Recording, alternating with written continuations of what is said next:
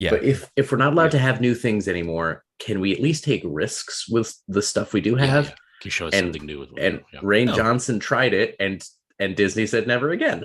Never again. Yeah. Yeah. No, we can't do why- anything that's- risky. This is why I love the New one I Trek. liked. That's the one I liked. This is why I love New Trek, because New Trek is like, here's something. This is the same thing you like, Yes, but it's completely different stories. This is we did a new First Contact story. We did a new Prime Directive story. We did a new that story. We're doing new alien stories. It's just like, oh my god, this is new shit. Holy shit! It's basically Paramount Plus ruined Star Trek to the point where like it wasn't really profitable, and now people are like, well, we have to make risks because the graphs are going down and to the right, and that's bad.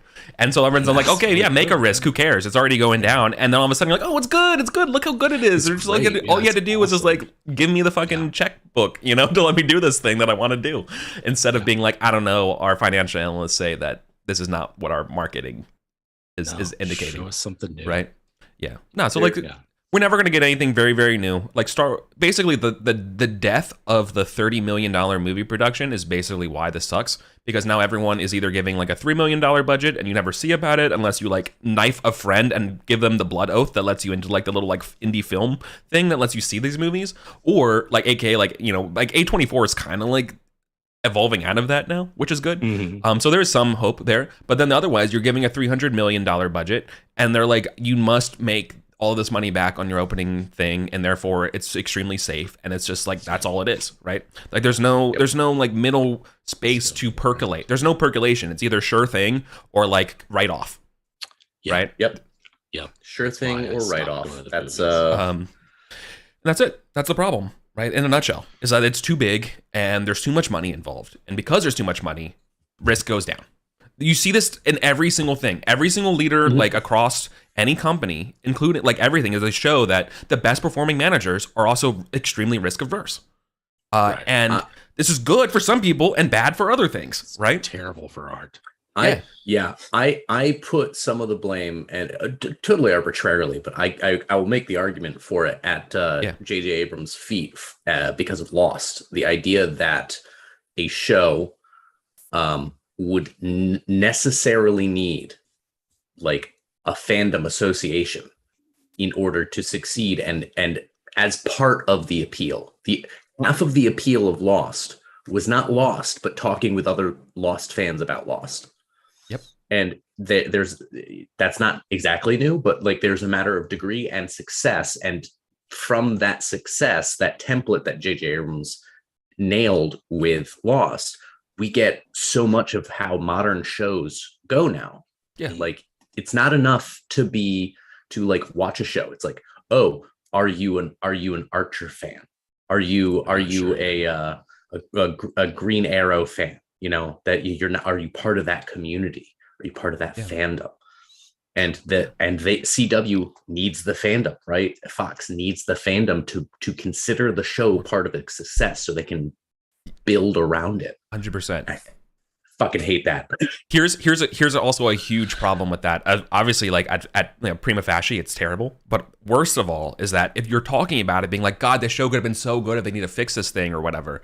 But like, they have analysts who are looking at whether or not you're talking about the show, not whether or not like, here's what I would do to fix the show. The show is so close to it. They don't care about that. They just care about there's activity, because any activity is good for them. They just say, look, like this activity on social media, we're getting this number of reshares, this number of like, top level stuff. The content doesn't matter. It's the volume and frequency that matters of people just doing discussion, because exactly like you said, it's the loss effect. People are looking for whether or not this then transforms into more eyeballs back on the show, right? They don't care what you're saying. That doesn't matter. That does not factor in at all. No one cares. Every time on Twitter, if I see an endless discourse feedback loop about some movie or show that may have some problematic element to it, and they're like ripping this apart, and I'm like, your criticism is 100% true, and you are working against yourself by talking about it. And that is such a weird thing to say. Be like, because you are talking about this thing that's bad, you are helping. Even though the things you're saying about it are valid criticisms about why it's bad, too bad you're helping it. Like you feeding the beast. Just don't feed the beast. Just start it. Starve the beast. But no one can shut the fuck up. Right. That's the problem. I would expect this sort of like effectively internet social media meta from us in like 2008, you know, because we don't know what we're doing. It's an innocent time. But 2020, come on, man. It's 2022. No, we know how this works. Like, we know how this works. Every single person thinks they're the exception. Thinks that, okay, it's traffic. Generally, everyone should shut the fuck up. But I actually have something to say, though. Yeah. Like, when I say my thing, then everyone will shut up. Like, only say things are important. It just happens that the thing I'm saying is important. Right. Literally everyone does that. No one is the exception. It's a fucking flock of birds. It's like when they studied the movement of birds, right? These giant flocks, because they weren't sure like why, like they're trying to figure out the patterns and stuff. The chaos of it. And they realized that in many cases a bird will begin turning because it perceives its neighbor is turning, even when it's not. And so by turning because it thinks it's following someone else, it becomes a leader, and other people turn because of that. And I'm like, that's fucking social media in a nutshell. Yep. Like, we talk about things because we think what other people are talking about, or because we think they're important. They're not, but then we start talking about them and they become important, and it feeds the beast. Just fucking starve the beast. I hate social media. I'm working myself up into my dander's up now. No, that's let's talk about nights. Let's talk about nights. It's nights. Good nights. Some sweet nights. Yeah, welcome everybody. Episode 20, year 527 of episode 93 of the Great Pendragon Campaign. Holy hell. I went to Seattle last week, which is why we did not have a game. I went there for a wedding. And, I'm still jet lagged coming back home. I got home maybe 4 days ago. I'm still not quite there.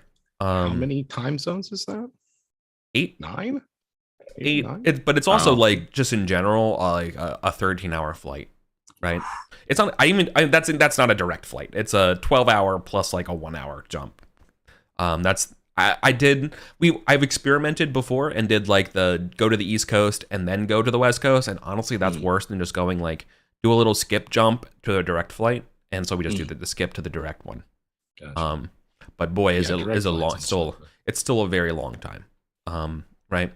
And I lost an entire day. I think that's really what it was, is that, I left Seattle at I don't know, it was something 2 o'clock in the afternoon. And then I got home the following day in the morning, and it's just jeez, yeah. I can't sleep on that plane because I'm wide awake at 2 o'clock in the afternoon from where I'm coming from. So yeah, I just lose the whole day. And then it's great. Can I sleep? Yeah, maybe I got an hour in or whatever. And then my body's throughout the day, you need to sleep. And it's okay, then I oversleep the following day. And now my body's just going to do this thing, right? And as the older I get, I'm a delicate little baby flower that needs the circadian rhythm that if you don't do this to me, I'm dead. And it's worse than being hungover to me. Yeah. Right. It's the lack of good sleep from a hangover that actually gets me. It's not the drinking. It's for me, it's literally my body needs the sleep. So that's the issue for me. Yeah. Yep. Anyways, you're weak. Your bloodline will fail. It's true. Well, yeah. Well, I think a lot of there's plenty. Yeah. Well, yeah. So that's a different. Delicate. That's a different. Yeah. All right. Yeah. I think it's hilarious that people need sleep. I've had insomnia my whole life, so I don't know what that's like. What do you? You went through basic training of a grad student, right? Didn't you do that? Yeah. That's why. If you come out the other end of a grad student, sleep is unnecessary. Yeah. Well, I started early. I've had night terrors ever since I was a baby, and then I just went and moved from night terrors to just regular night. I have nightmares every night, every single night. Yeah. I just don't sleep. So nice. You're all weak, everyone out there. If you need sleep, you are weak, and I look down on you. That's fair. Rightly so. Wonderful. All right. Opening scene for today is a little bit, maybe a little bit in the past, because obviously we got to do winter phase of 526. But this is basically before the senators are get their butt kicked back to the through the Alps and stuff. But they're mentioning to Arthur here about we give you the compliments and tenacity and strategy that he employs, right? You imagine that there's a bunch of manacled senators or whatever here, right? Getting ready to be let out. You know, one of the spokesmen of them, it doesn't matter their name or whatever, is like, if it wasn't for me in chains, I wouldn't believe that, someone far away from Rome could be a better individual leader and a knowledge of the tactical brilliance of Roman generals than an actual Roman. You knew just where we would be. And Arthur smiles at the prisoners and says, well, senators, it's because I read your books. And they kind of look at the little tenacity, their own hubris coming down on them, right? That they would write down their own, like, Marcus Aurelius, meditations on what makes a great general and shit. And he's like, yeah, dude, I fucking read those books. Very, very, like, patent energy against Rommel, Yeah. Like, you son of a bitch, I read your books. Yeah. Like, military. Yeah. Exactly, right? So very, very much, and Sir Kay, though, also kind of chimes in here. He's probably like, hanging out, getting his armor taken off and stuff. It's like, my king, you're so humble. It takes a great man not just to read these books, but, you put them in practice. That takes something else. And Arthur says, well, yeah, that's fair. The scene moves on, but you can see that Arthur's like, Sir Kay like pats the king on the shoulder and the senators get dismissed. And, Arthur's kind of just lingering for a moment. And he lingers with, the face of his triumph kind of goes away a little bit and reveals a little bit more of like this ambiguity. Because he's sharing this victory with Merlin in his head, right? It was Merlin who taught him these books, right?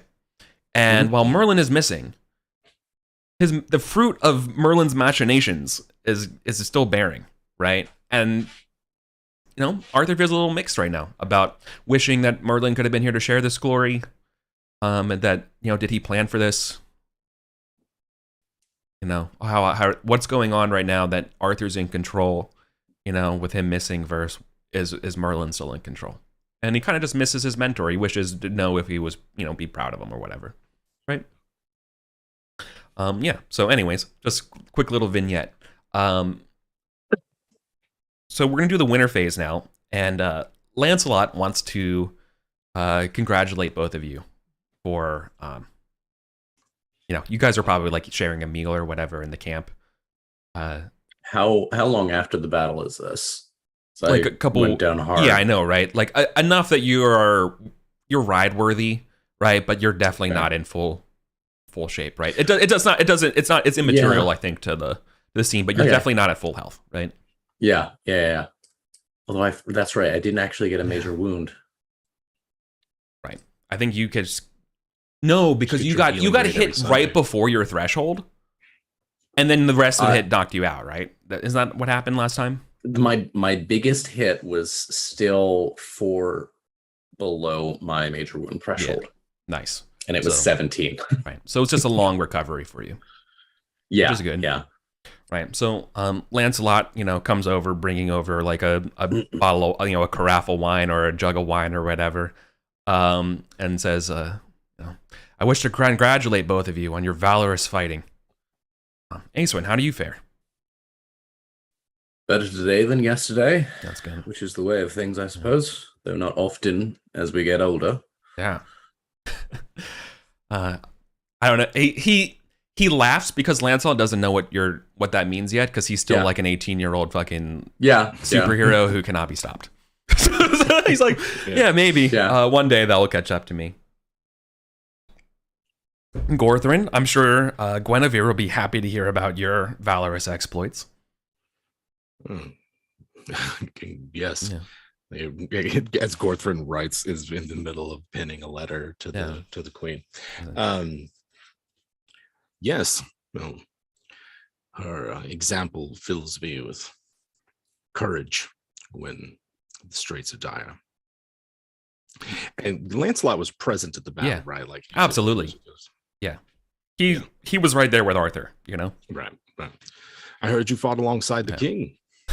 Indeed. That is an honor. There is some talk of the battle of like that apparently like there was a time when Arthur was called to fall back or whatever, and Lancelot refused. But Lancelot held his own, and there was no problems from it. But like, you probably heard some of those things like that. Like apparently, like Lancelot fights like death is nothing. Right. Yeah. Right. Yeah. He's got he's kind of basically has a death wish. Basically, like he fights like death is meaningless to him. That is like whatever. This is one of those moments where I'm kind of curious. Like I know our characters aren't aware of the system of it, but it's like I want to know what his valor is. You know what I mean? Right. I want to like get a read on him in that sense, because it's one thing to hear about him, when he's come back from a quest or something, or to like see him in a tournament. But, what was it like to be in the same battle with him? Yeah. I guess it was pretty big though, right? Like we didn't get a good sense for what else was going on. I don't know what his stat block is, but I think it's above 20. Yeah. Somehow. I would assume. Yeah. I think if there's ever, he kind of has that like Power by the Apocalypse move or whatever. Like if there's ever a question of valor, yours is higher. It's like basically his stat. Okay. Yeah. Yeah. But as someone else who's like also is, doesn't back down from death. Yeah. It's one of those things where Gorthron, I think, might be reflecting, and because I guess Gorthron's real question is like, is it worth even offering a word of caution or warning for those moments to this guy? Like, would it even land, or would it just sail over his head? I think I have the perfect moment for this, unless you want to do something differently, which I'm totally cool. But I think Lancelot, like, you guys share like an eye to eye, man to man kind of thing, and like I think that goes without being said. Of like, you both, like, a game recognizes game. Like you both know deep down that you're cut from the same bolt of cloth from as far as that goes, right? And also, interestingly enough, both of you look to Guinevere for, Oh yeah, sure. So, So you guys are very close, and if you wanted to, like, if like it can go without being said, is what I'm saying. Yeah, gotcha. That's cool with you. Yeah, I think Gorthron will, accept the wine. Tell us, tales of your exploits. We didn't see much of what went on behind us, and because as far as I'm remembering, like we were at this tip of the assault leading. You on the right flank, or whatever. You're in the honor position. Happened. Yeah. Well, what was it like? Tell us. No. My exploits aren't important. That's not what I want to toast to both of you. Humility doesn't become you. No, don't worry. It's for all of us here. I want to toast to us being valorous knights. For us knights, we thirst for life like water, but then like pours your cups with the wine. But we drink from the cup of death like wine, and like thanks, to your Acewind, are you partaking? Oh yeah, absolutely. A toast to valor. Yeah, toast to valor. Oh yeah. Cool. That's all. He's just a cool guy. Yeah, Lancelot's just a cool guy. We'll hang out with him for a while. See how he's doing. I'm curious what sort of spoils we got from the Romans afterwards. Yeah. Did I gave you glory? Did I give you the rest of it? It was like 45 glory for 8 rounds, but I have a question mark next to loot. I'm glad you asked. Okay. 2 chargers, 2 palfreys, and 6 Libramen goods.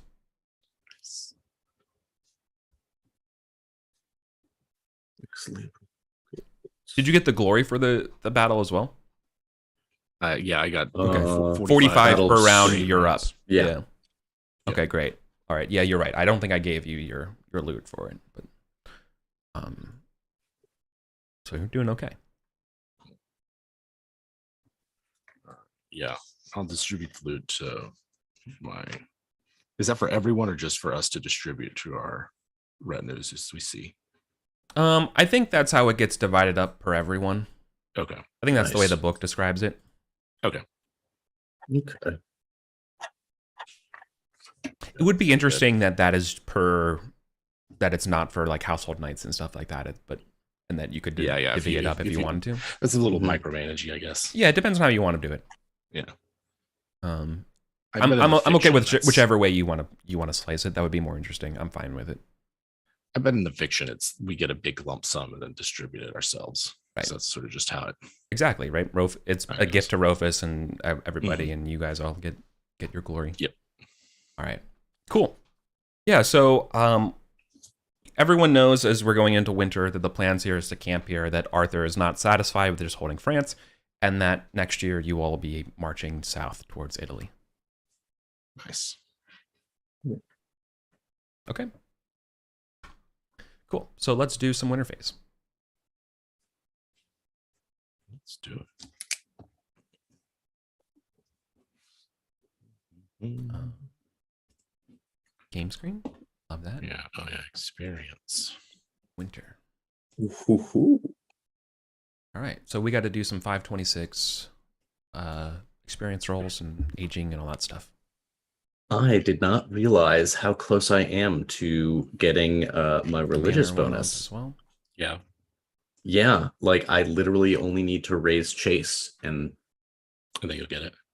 Yeah, I mean, I got to raise it by 6 points, unfortunately, because my chase is currently 10. But once I do, it's nice. It's 100 glory. It's plus 3 hit points and plus 2 damage. Yeah, along with the chivalry bonus. Chivalry bonus. Yeah. I think I'm going to min-max towards it. Yeah, I think I'm going to be fucking my wives just a little less than normal. Well, in the context of monogamy, chasteness is, says it's nothing. True. You leave room for Jesus. Yeah. Just extra space. If he wants to watch, that's up to him, Yeah. I believe that's the stuff. All right. Didn't get any more prudent. Fantastic.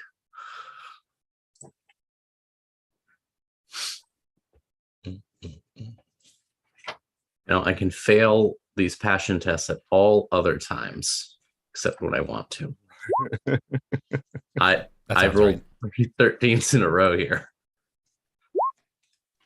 Hey, horsemanship goes up. There you go.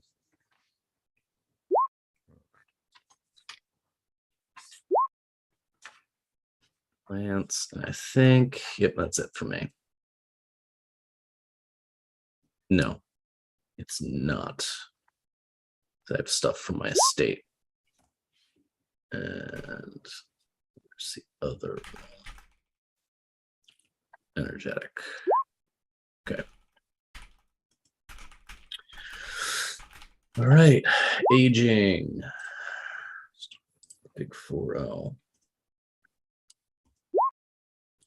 There we go. Prudent goes up. Don't get spiritual. Yeah, of course, you all don't get your checks from your manor, especially this year. Yeah, let's see.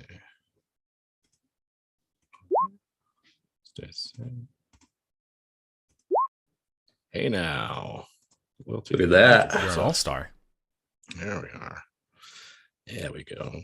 Raises my annual glory by 1. Let's see some others.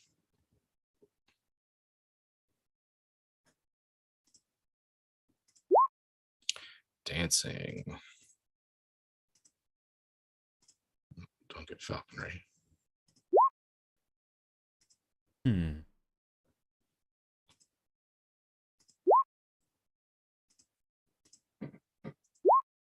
Oh, those all right. These are going to be difficult to go up. This one, Lance. Hey, Lance has finally improved. Look at that. Wow. After it's Siege 2. After 41 years, Gorthman finally got a point with Lance. Wait, awesome. Is Gorthman a year older than Acewind? Mm-hmm. Yeah, just 1 year older. Oh, yeah. Look at that. Gorthman learned a lesson from that. Hey, look, it happens. Stranger things have happened. Yeah. All right. Aging roll. Let's see. 7 is good. Nothing. Yeah, that's good. Indomitable. Right, 6 is not good. No, wait, 6 is okay. 6 is fine. Yeah, 6 through 8. Yeah, the 40% range. Yeah, it's 2 or 12 are God help. If you have, that's like you're probably retiring. Yeah, I'm dead. Then you just roll 4 6s, and then you're fine. Yeah. Just just roll 4 There's a 6s. second chance. There's a second chance something happens. What's that, like a 1 out of 1,200 something? 17%. So yeah, 17 4 times. All right. So the effects of aging staved off for so far. Household members survival. Yeah, you got your own retinue stuff to deal. The rest of it's on me to roll. It's 527. So Well, this is this is 526. This is the end of 526. Right. So Archie is 13 going on 14. Yeah. Depending on how today goes, there's a good chance we're also going to be doing the winter phase of 527 as well. Just so you know. So a lot of we're going to be deep in the sheets today. Something almost got Svedrin. Ooh. But she's safe. Oh, so it could have been, Hey, no. We can roll on this, my guy. We can roll on this. D6. Oh yeah, that's right. I got the cause of deaths from the Book of Knights and Ladies table. We can do this. 3. 3 or 4 is other. So other cause of death, female. Roll a d20. 15. Looks like magic. Oh shit. All right. Okay. I'm gonna make note of that. So something magical almost killed your wife. Yeah. That's pretty good. That's very good. All right. Okay. I can play with that. Yeah. Time to. All right. Cool. I guess whenever you get back home, we can play Tillsbury Detectives. Well, she's with me, right? Oh yeah, no, she's with you.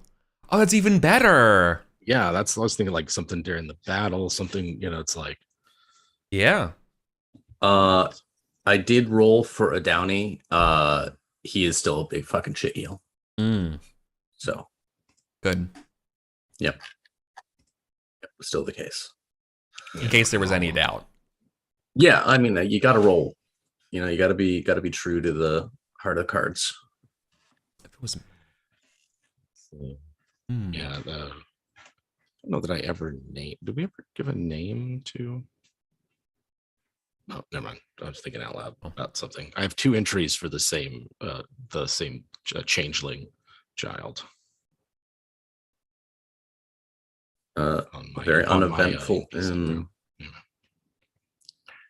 All right. Yep. All the kids are very uneventful in my household. No one even comes close. Yep. What names do you have? I've got Sin as her name, but I had a second one that's like at a question mark because I wasn't quite sure whether or not she was a Cambion or something from the Fairyland adventure. When Gorthrin succumbed to the succubus. Yeah. But that was just I just have that as a is it that, or is it connected to those children in the Orkneys? Right. That's my question mark. I'm not sure that Gorthrin knows. No, Gorthrin doesn't know. All right. I don't have anyone named Sin as a baby. That's what I've got for the his ward. Oh, okay.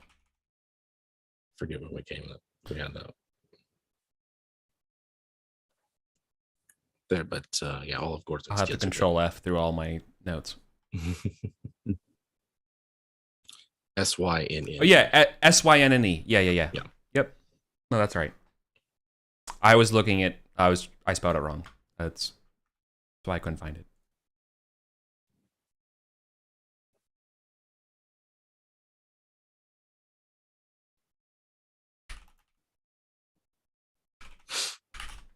All right, love that. All right, sorry. Were we waiting on me? Are we on economics? Yeah, I think we're on economics. All right, we're on 526. Till's Head, you're taking a penalty from last year. Mm-hmm. About not the well. Cattle herd. Right. The cattle. It was huge. It was a -5. Yep. Here we go.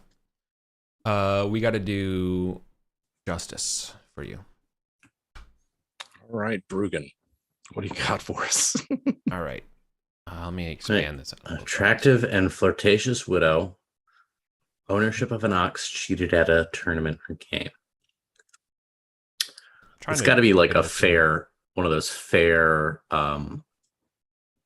competitions. Like whoever wins an ox. Yep. So if it's a justice event, but you were actually asked to like judge this pie baking contest. Yeah, that's what it. Deal. I think that's what this sounds like. This definitely sounds like some kind of like town game effect. Yeah, where there is an annual competition. Yeah. And it's a question of were you paying attention to the pie or the pie lady? Yeah. Well, and of course, the ownership of an ox, like after your cattle have been dead or whatever, you know, like this is like one of the few surviving ones, and so people are like, "Hang on, that's my claim," and like blah blah blah. No, it's mine. So then, and there's allegations that someone's cheating to claim this ox because theirs died. This is a real pickle for Bruggen. Yeah. Well, let's see. I don't know what his justice is. It's just. I don't have an answer for that either. Do we ever?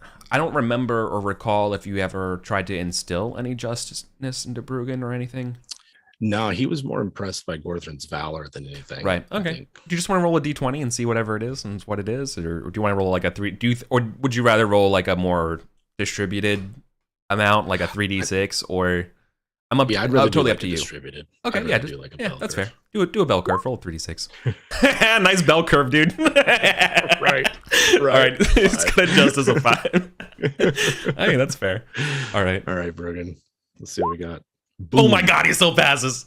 That's awesome. Oh my god, that's actually really awesome. I roll a d20 plus 5 for the skill. He's still got to go against a convincing farmer.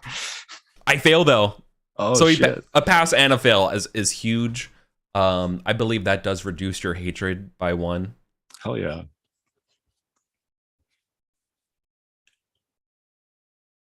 You know, one day I'll memorize the winter checklist that I wrote. A success reduces hatred of landlord by 1. Yeah, that's incredible. Sweet. Yeah, a fail would mean increasing hatred, which like includes losing on a tie. Offset yeah, but no. Okay, so now you test concern of commoners, because that's what gets augmented. You know, hatred affects the. Yeah, this is really the misfortune roll now, whether or not this affects the misfortune. I'm assuming his concern of commoners is zilch, so he doesn't fumble. Yeah, he doesn't fumble. Perfect. Okay, then nothing affects the concern. So then we go to the justice event part and we put a 0 in it. Final tally for this year though is a misfortune of 22, because of the cattle and stuff. Really is right. So this is versus Lady Bryn's. Stewardship 16. I crit. Fuck. All right. Let's see. She passes. All right. Well, a crit beats a pass, so you're still ending up as a poor knight for this year. We'll spend the money. I'm assuming Gorthrin left all of his stewards and instructions on what to do. Oh, definitely. Or at least, you know, and if you didn't, Sweeterun definitely did before heading over, right? Yeah. All right. Well, Bruggen, did the best you could given the situation. Yep. Listen, when you're in your cattle herd's decimated, it's hard to prosper. All right, let's do Winterborn Gunnet. Yeah. Definitely roll for the justice event, but I'm gonna roll lazy to see if she remembers to administer justice again this year. Good point. All right. God damn. Yep. Oh, that's the wrong one. It's Pagan. Why is it? Oh, it's doing that thing where it rolls pagan instead. It doesn't matter. Both of those are below 17, so she succeeds at lazy. So once again, just ignoring the justice event. Okay. So that's treated as a fail, so hatred of landlord goes up by 1. So now Yep. you test concern of commoners. Yes. What is my graveyard bonus? It's not much at all. I believe it's only a +1 because it's not above 20. Yep, that's still enough to get me back to a coin flip. Yeah. A success. Hey, awesome. Okay. Pretty much, it's like anytime your misfortune is above 20, it goes to +2, and otherwise it's +1. So the idea here is that, like, the more scary the world is, the more like religious people get, and so the more it like helps you, right? Yep. Cool. So people are happy. So that passes. That a pass, I believe, reduces by 5. What happened to my notes? Success, reduce misfortune by 5. Yeah, that's great for you. Yes. You're fighting against a 10 this year. Nice. Yeah, I'm good. Fail. Burn. So a fail with a pass means you live richly. Assume you also want to continue living richly, so you just enjoy the fruits of your labor here. Yeah. Oh, this should be differential. There we go. Okay, cool. All right, then. That completes that part. Has this also been deleted? Yeah, okay. I expanded out these rows and some of my calculations got off. We know why no one reminded Alwina to do the justice event. Because Karen was actually in France. Yeah. Oh, I love that. All right. With the laziness, do you think there's a spouse industry check or no? I mean, yeah, because the industry is like tapestry weaving, right? Yeah. I think that's like the hobby, like that's what she does for fun, and the fact that we can sell it is okay. Never mind.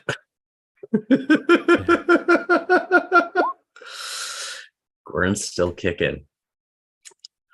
Yeah, and when we get to like monorail improvement stuff, Yeah, I want to run something by you, Eric, for okay. Gordon. You need to roll for your Oh my god, I'm in the wrong damn. I'm in Till's Head right now. Go back over spouse industry 0. Till's Head industry. I'm assuming 15 is right after Bryn. I only have one stat for her, but 15 would be what like standard industry is, I think. Mm-hmm. Yeah, I love make that. it a crit. Hey. Oh shoot. Yeah, that's awesome. Byrne is 67 years old for those doing calculations. Born in the year 460. That's for my apiary. Gives you 3. That's 2. Gun and apiary. Also, this is the first year your orchard comes online. Oh hell yeah. How much does it generate? Breaks even. Okay. After it stops losing money. Okay. It is what's its official upkeep? I believe that's when it's 0. Okay. So it doesn't. I know. I have it. I always said it just 1-to-1 because it's the same. Okay. No You're right. I don't know. I want to come back here and look at this over and simplify this stuff again at some point. Not a problem. I got that. Because we have transcended this part of the game. Yeah, we might honestly want to transition to just straight up estate bookkeeping, where you just calculate how much the places are worth. Yeah. Yeah, when it's one estate, it's neat to like what all's on it and everything, especially with like checks and stuff. But yeah. All right. Then you got y'all's miscellaneous income. I need to be added. It gets added into here. I think I have 56 ransom of the cataphracts plus the 6 libra looted from Sauce. Yep. Plus the. Didn't you get 7 librum just now? Yeah. Six. Let's see. 6 from No, the 6. battle. Yeah, you're right. And 6 how from much did you Sauce. say for the cataphracts? Was it 50. Yeah. ransomed? 50. 50? Yeah. They're basically like, they're considered elite knights. Oh, I missed that. Yeah. Okay. Yeah, you pretty much fought against like some of the best knights of the Roman Legion. Yeah. Yeah. Sweet. Yeah.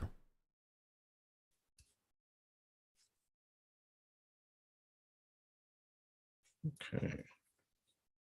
All right. Cool. So what was the final income?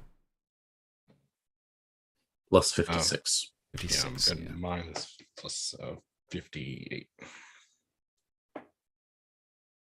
Awesome. I will be spending 10 to live conspicuously. Of course.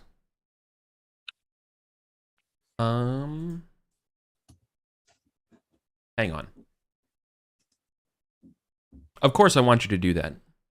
Yeah, you're just conspicuously spending in Paris. I'm like, how does this work? Yeah. Oh, like, yeah. Okay. Yeah. No. That makes a lot of sense. Yeah. Totally valid. Same thing for part you. of the reason why I bought why I brought a bunch of like guardsmen and surgeons and knights with me, because it's like that shit's expensive. Yeah. Are you also conspicuously spending? Oh yeah, I hit it with my retinue spending. Hell yeah. Awesome. Cool. That gives me a final yearly treasury this year of 371 for Tilshead. And Gunit 168.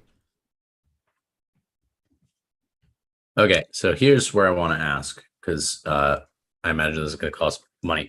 I would like to hire another steward, a young steward, a steward who's going to apprentice with Gwern.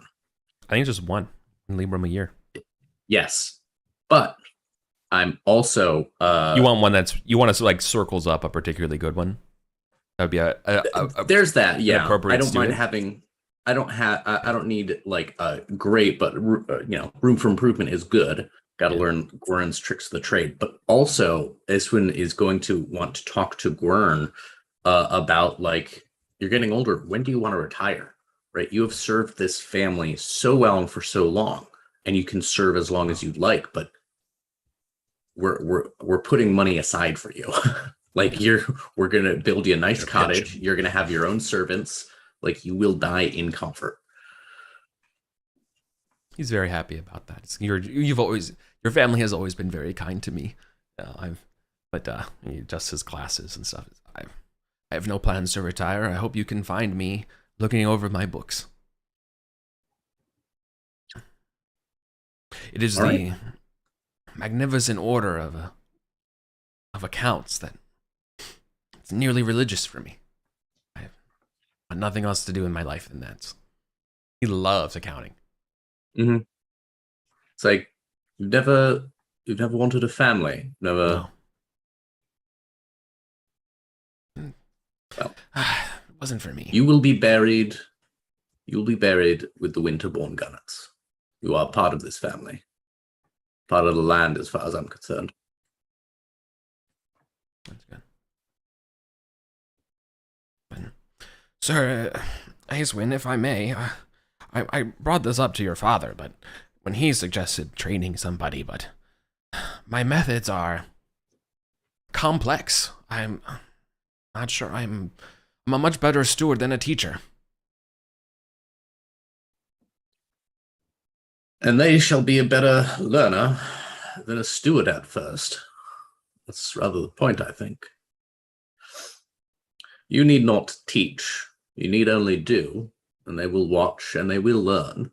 Otherwise, I shall dispense of them. Right. I've made it my lifelong duty to never let you down.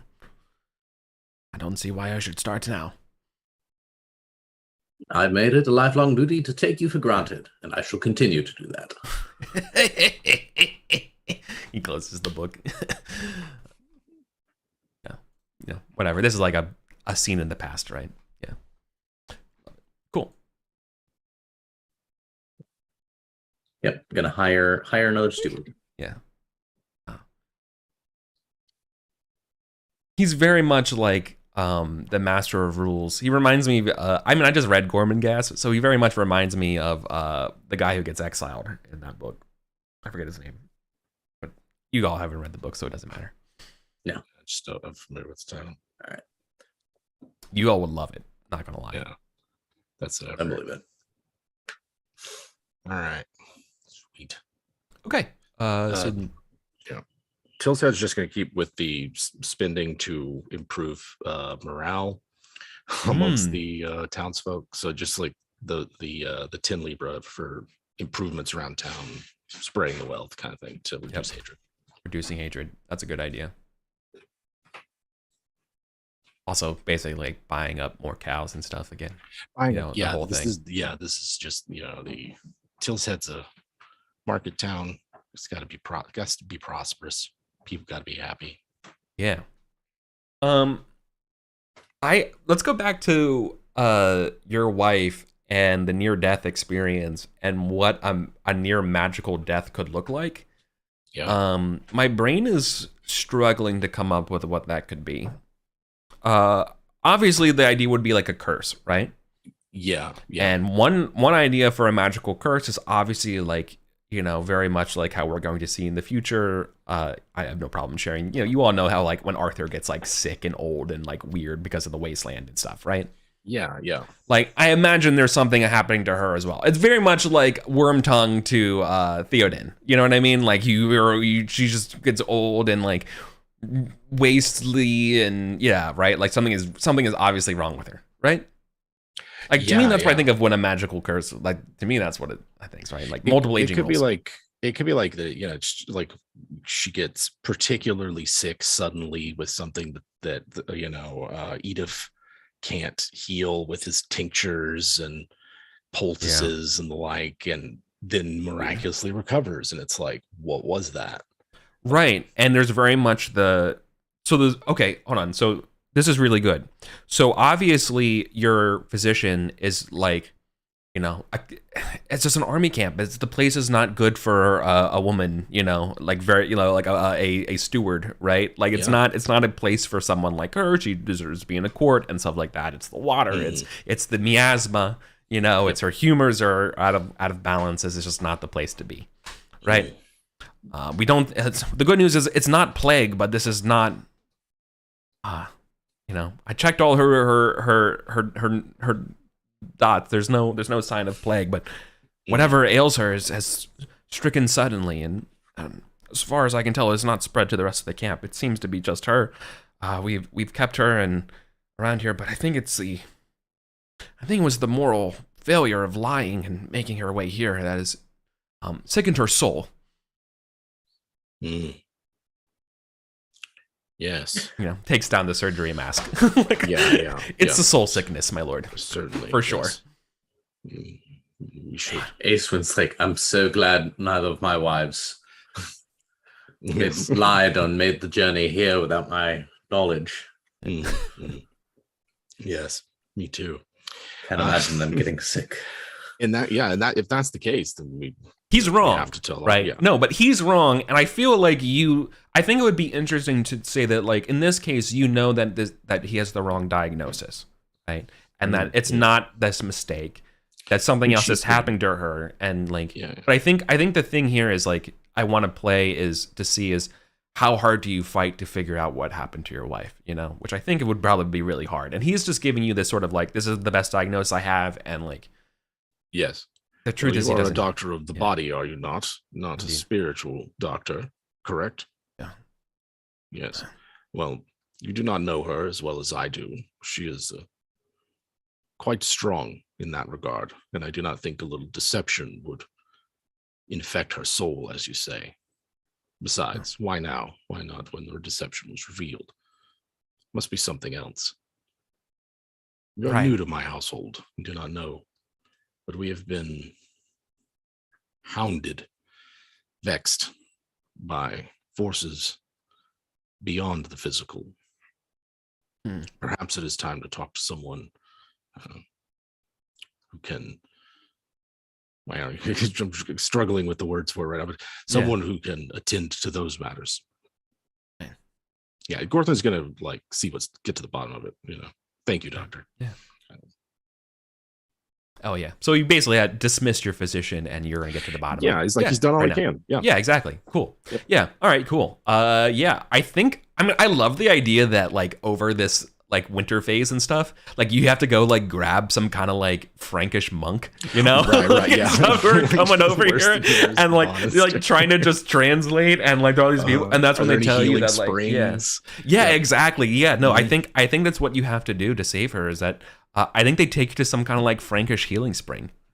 That's sick as hell, right? And like yeah, and like you help bathe her in the healing springs and stuff, and like as like the water like touches her gray frizzled hair, it turns back to like the blonde color, and like as it like continues, it's like her like she just literally gets rejuvenated, right? Yeah.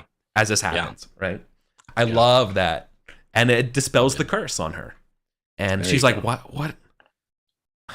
My mind was plagued with sights of crows and evil, Yes. Oh, my love, as she sees you and is just so happy and thankful, I could There's for many Go ahead. For many months I knew you were by my side, but I could only see your silhouette, and now I can see your eyes. I know There's nowhere we can go. We're not safe, but our strength will keep us alive. Forgive me if I speak in a way that not to offend our Lord, but it felt like trollish magic. She says that in a very like, hushed way. Yeah. This was not the work of good-hearted people. Yes. Well, I'm not sure how much Gorthon's ever shared any of his encounters with supernatural with Sweeterin. I mean, to Sweeterin though, it's very much like the trollish, like the Saxony religion of stuff of underworld magic. Yeah, like or the devil, like kind of things, right? It's not. She wouldn't necessarily know the difference, right? It's just to her the idea of a foul sorcery magic would come from her. Right. Yeah. Cultural. Yeah. There's not a lot of difference, right? But in general, like that's what she's getting at. So this was definitely bad magic. All right. All right. Merlin's not around either. Yeah. Nimue. I'm glad she's better. When you're back home, you can see the druids. See what they can help you with. Yeah. But for now, we stay with the camp. Yeah. Mm. Awesome. That's cool. I'm glad you were able to rush to save her. Yeah. I don't know. Like, I think there's something awesome. Obviously, it's like a very like an American TV show-ish thing of like, damn it, doctor, you're not doing enough. And like you're like carrying her up the mountain with the monks, like to like the healing spring is like what I'm picturing in my head very much. Like, and you hear like as like you're doing like that, you can hear like the prayer like bells going off in the monastery kind of thing. Their threats, physical and spiritual, are very real. You have to take that seriously. Very much so. I love that. And so she is doing much better. Excellent. Nice. Cool. Oh yeah, man. Sometimes just like flavoring that how that survivor role goes out, that goes a long way. That's cool, man. Mm-hmm. Check something. I don't have a separate love passion for it, but I do. I always assumed it was part of love of family. Sure. Which is where I've always seen it from. But no, I think this should be instead like I definitely like the idea of maybe a passion or something like that, but also like the idea of like something about just the endurance and the thing that you wouldn't stop at anything to carry her up this mountain and take care of her kind of thing, right? Mm-hmm. So maybe like something about being vigilant about like, making sure that nothing bad ever happens to her, or like the endurance of carrying her up the mountain, or, something like that I could see. Maybe like just another prudence check of like always making sure that you're taking care of her. It's prudent, merciful. Either of those I could see as being, because it'd be one thing just to be like, well, she'll get over it. Yeah. Like we have a doctor. Actually, know what it is, man? It's trusting. Trusting. I think it's trusting between, but like I frame it as trusting between you and your wife because it's like I know my wife better than the physician, and that this is what needs to happen. Yeah. And so I think it would be cool if you do it that way. Yeah. But I'm open to different ideas if someone has a different interpretation. But I think that's actually a trusting act. I like trusting. I think trusting works for it. Yeah. Cool. I also just like as a GM of Pendragon, when deciding on the motivations and what that represents as a trait is probably my favorite part of the game, to be honest with you. It's very rare you get to play a game that's so psychological that you're like determining the motivations and the impacts that has on your character and how they like perceive the world in these 12 different axes. It's so cool. Yeah. All right. Anyways, cool. What else do we got to do? Stable rolls. We got training and practice and stuff as well. All that good stuff. All right, let's see what I got.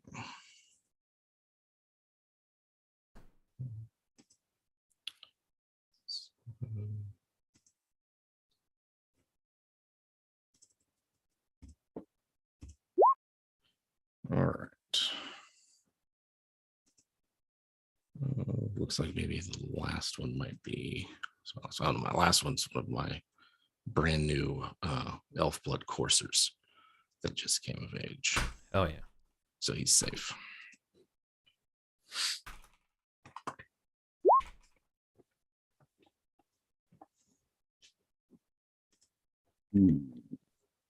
I lost a charger.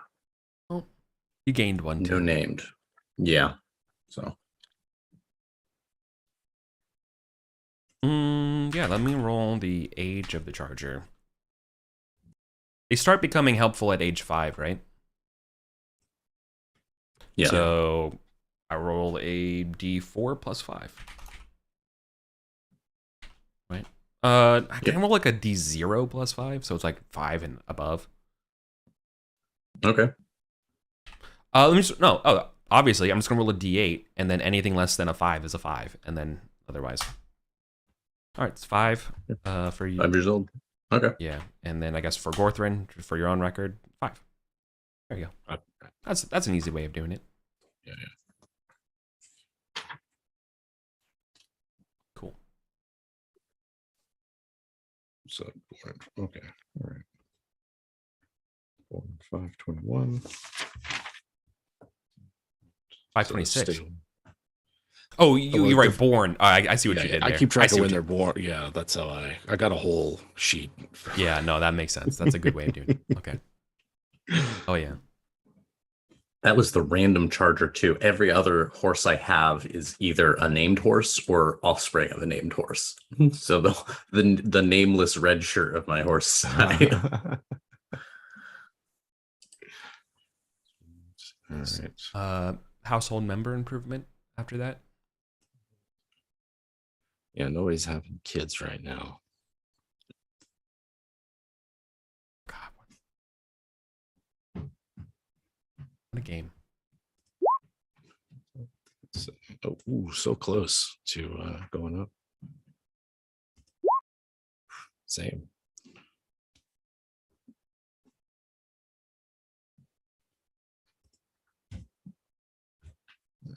Sweeter's. I mean, that makes sense. Sweeter's not at her usual duties, so none of them improve. No one improves. Let's see if that improves. No. Close. You have to roll 2d20s and get 20s on both of them, right? Something like no, that. you just need to roll a 20. Just 20. Okay. That's good. All right. Glory. Or once we did household member improvement, then it's training and practice, and then glory. Yeah. I'm gonna get a glory bonus this year. Have you all ever picked adding stuff to skills? Yeah. Yeah, I added yeah.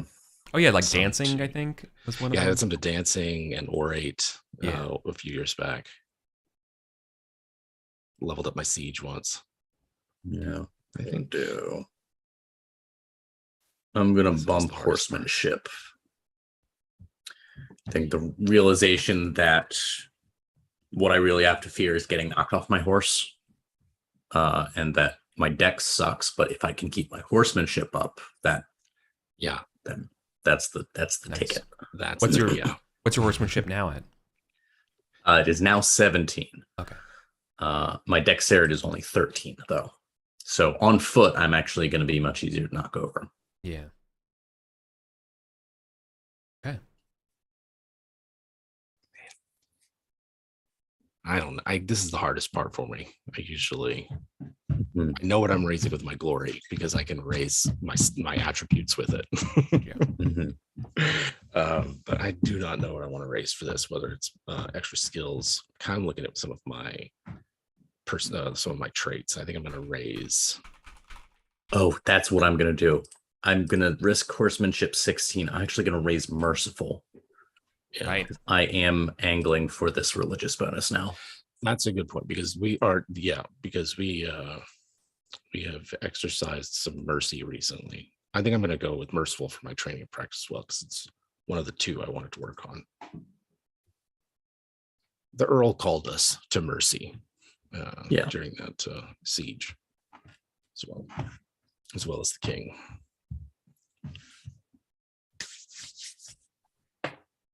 So my final glory count for this year is 16,876, which I do believe is like 16,000 is like one of the thresholds, I think.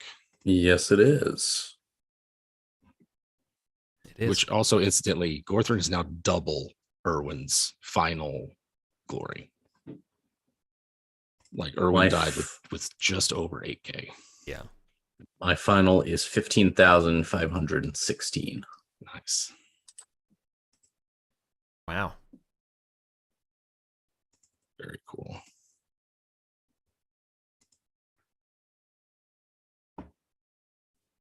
So did you get 1,000 threshold for both of you? No. Not yet. I hit one. Yeah. I hit one last year, so Gotcha. Yeah. or last session rather. Mm-hmm. I hit it after the Battle of Sauce, so I knew I wasn't going to hit it this time. For sure.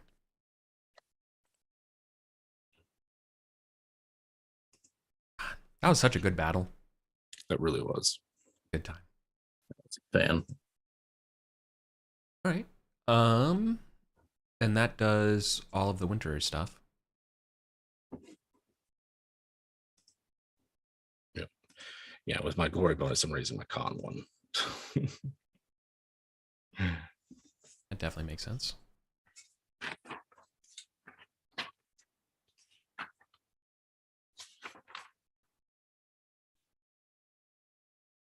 Should I put the Alps on the map? Probably.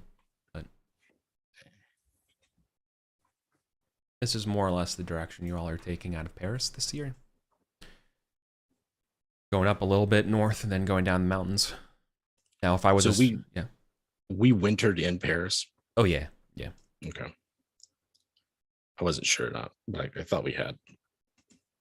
Good question. You might know this, Jim. How many ways through the Alps are there? It's like I want to say there's like maybe 6 major passes. Yeah. Like I couldn't name them or sort Okay. of tell you kind of where they are, but I know there's one sort of like around would be like here between like Switzerland and Austria, and then others here near like Provence and Savoy. And yeah, exactly. And like the Genoese one. This is not the actionable take I have is that I'm pretty sure this is not the route that Hannibal went. I was gonna say, yeah, Hannibal I thought went along the coast. Yeah. So Would be the way to go. Yeah. All right. So, but we can there's the Rhone comes up this way. Exactly. And then the Danube and the Rhine have their headwaters somewhere around here. Yeah. So this trip is full of mystical vistas.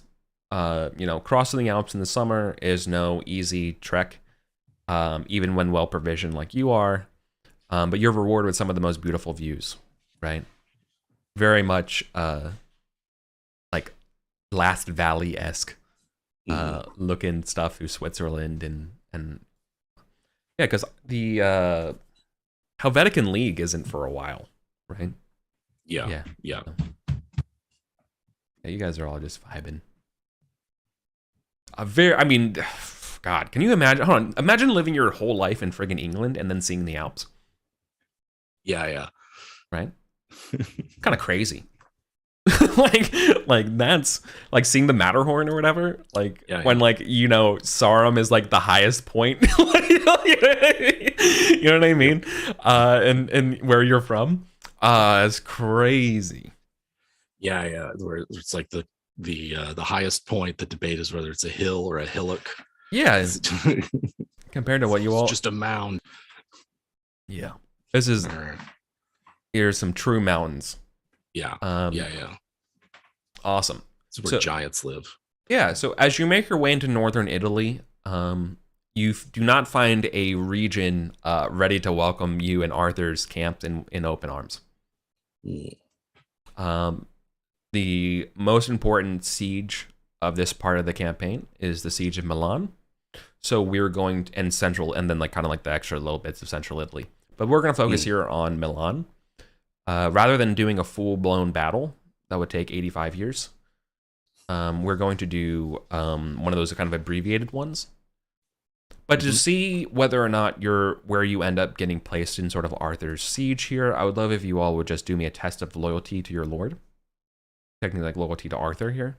And then based on the result of this roll, you'll end up doing a certain like task in the siege. Okay.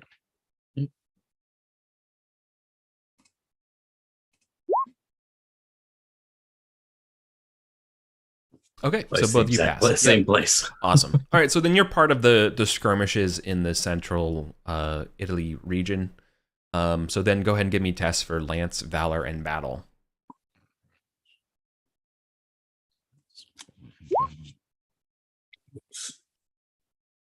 Uh-oh.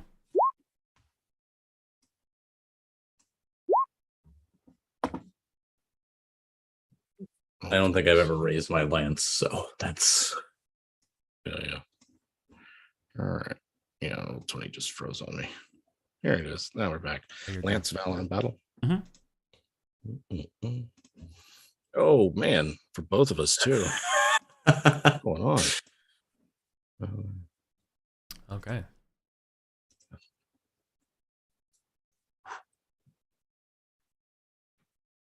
Our Valor and Battle are reversed.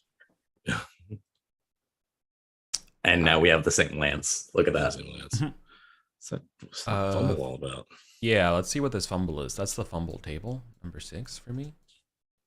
Where is that? Oh. Right.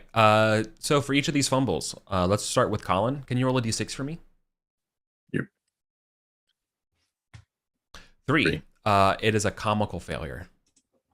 Fun. Oof. Then Jim, can you also roll a d6 for me? Determine what kind of fumble this for this lance.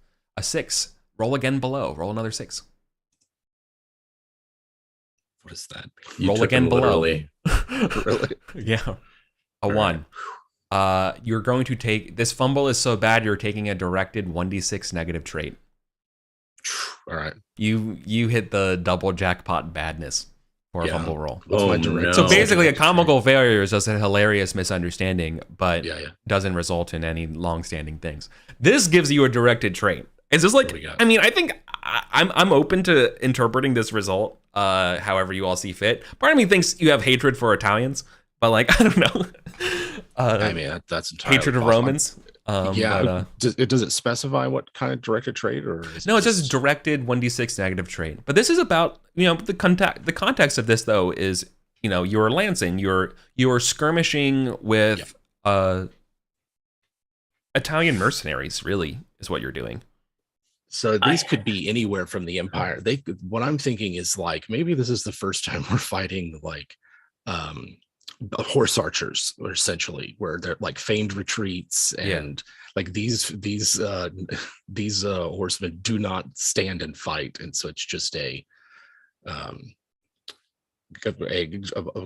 total bumble.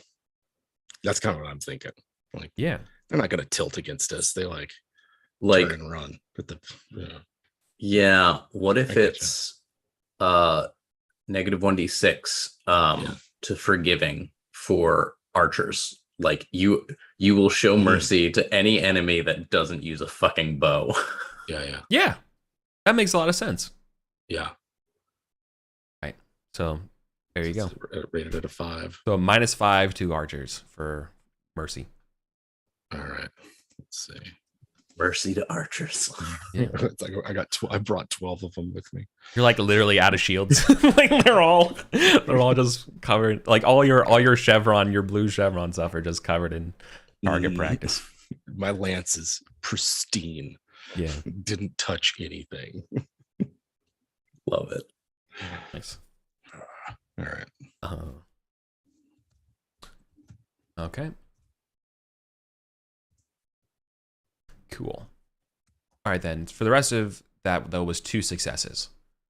So Yes. each of you is going to win 30 glory. And for every pass, of course, you check the successes. Yep. Italy, so 30 total glory. Yeah. Got it. 30 total glory for the central Italian campaign. Got it.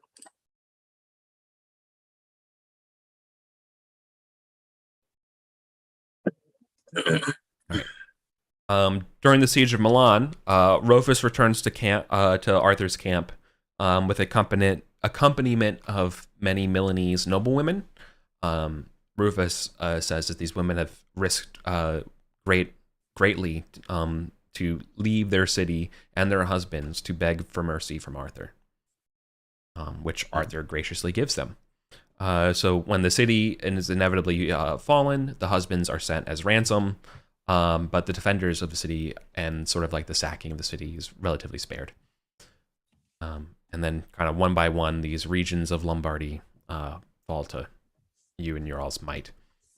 So flash forward a little bit. Again, because of time, I'm kind of like running through this a little bit. That's all, just so you know. Okay. Imagine, literally like this kind of map, right? In the game, we have the little Indiana Jones ... lines, right? Of like the X of the battles and shit, right? And we see like Rome getting closer, right? And you guys are about here, resting in the city recently captured of Viterbo, which is a famous vineyard region north of Rome. That's when you all received notice that Gannis and some of the Cornish sailors that were with you back in 526 will be arriving relatively in the next couple months. They're coming off of like, I don't know, maybe like not Genoa, but probably something in, the Iberian Peninsula, right? And they're making their way over. They've been like raiding anything Rome on the coast, right? Making their way into the Mediterranean. So that's great news, as you all are basically raiding all this delicious, amazing Roman wine.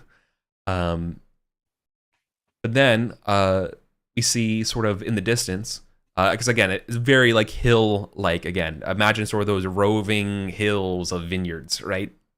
You see a procession coming up the northway, right? So this on the southward side of Viterbo, of multicolored individuals and different robes and stuff in the distance. It just looks like this little like speckled like rainbow of a tapestry coming forward. You have palanquins, horses, and stuff, and you can see Arthur like doing some accounting and stuff or whatever of the provisions and reading over these notes and stuff. And when let's say it's probably Lamorak who comes in and says, "Sir, I believe there's something coming up this way." And Arthur kind of like stops what he's doing, looks over, is like, "Yeah, what is that?" And Lamorak goes, "I believe that's Rome. I believe Rome has come to you." So the plans for the combined assault of the sea and land is a different campaign involving the air campaign of Italy. The combined attack gets put on hold as a procession of Romans and senators and stuff come to beg for mercy to save Rome from being sacked. Senators, cardinals, and more, have come. What are they called? not praetors, not proles. Prelates. Prelates, yeah. There we go. Prelates have come to basically lavish Arthur in glory and gold if he would just spare their great city. To them, the world acknowledges the greatness of Arthur at this moment. Nice. So you all obviously are like relatively close by, right? Kind of just either like hanging out on a stump or like a cask, right? As like this giant and this like this sort of makeshift court is kind of set up to receive all these gifts here in Viterbo. So you're kind of like have to help like, you know, move some stuff around or get your squires to move the stuff around, right? Just to give enough space to get all of these goods and stuff. And of course for you all, these are, you know, perfumes and gifts and furs and stuff to the likes that, you know, it's very, very hard to find. You know, this is the world of Rome is at your fingertips here, right? So all of the luxuries and exoticisms of such a far-flung empire are at your disposal, right? Silks, you know, all not everything. just that, but like coming down these roads, they're like lined with villas and tombs and you know, like monuments and are they serious? Are the Romans? Are they like did they come with real stuff or like are they earnest? Are they sincere? Yeah, no, and that's I think that's probably like the first surprise is like, do you think that this is like, oh, they're gonna try to mock you? You know, like after fighting tooth and nail through Lombardy here, like is this how what they're gonna do to you? But no, instead you realize that they are basically like not like a paper tiger, but certainly they've given up. That now they immediately turn from resolved against you to, okay, no, okay, please don't, we kiss your feet. Feels pretty good. Yeah. Okay. Especially considering it's taken you a year and a half to achieve this, right? Yeah. They're of course going to welcome you into Rome, and we're going to be going into Rome. But like at this moment, it's sort of like this is the part where everything kind of comes together. This is you've reached sort of the struggle part, and now you get to bear the fruits of all of this.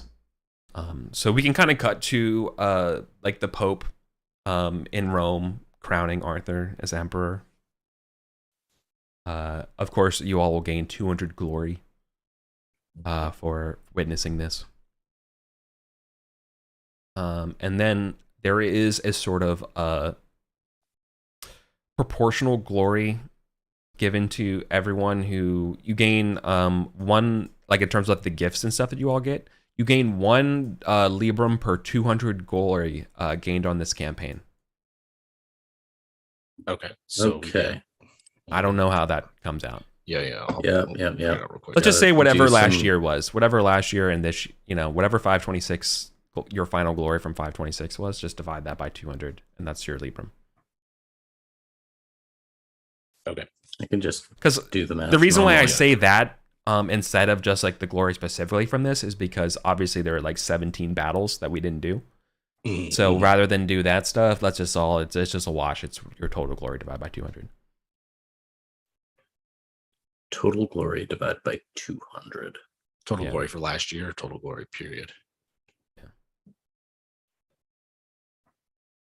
Your total, not your total glory, like amount of like 16,000. It's the whatever your glory total of the year was that you're adding to your total glory. Sorry, your yearly glory sum. Yeah. Got it. Okay. My bad. Okay. I don't have it in a lump sum. Me neither. Yes.